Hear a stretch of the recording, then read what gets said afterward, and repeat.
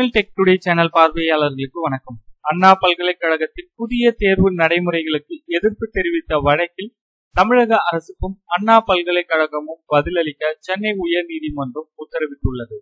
அண்ணா பல்கலைக்கழக பாடத்திட்டம் மற்றும் செமஸ்டர் முறையில் குளறுபடி உள்ளதால் அவற்றை மாற்றி அமைக்க வேண்டும் என்று கோரி நேற்று அண்ணா பல்கலைக்கழகத்தை சேர்ந்த மாணவர்கள் முற்றுகையிட்டு போராட்டம் நடத்தினர்.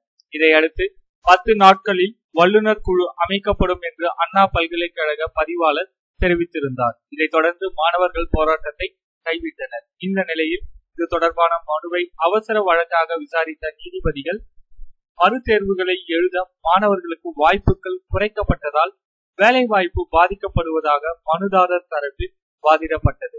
இதையடுத்து வருகிற பிப்ரவரி மாதம் 8ஆம் தேதிக்குள் பதிலளிக்க தமிழக அரசுக்கும் அண்ணா பல்கலைக்கழகத்துக்கும் நீதிபதிகள் உத்தரவிட்டுள்ளனர். மேலும் தொடர் செய்திகளுக்கு மறக்காம நம்ம தமிழ் டெக் டுடே சேனலையும் சப்ஸ்கிரைப் பண்ணிக்கோங்க. நன்றி, வணக்கம்.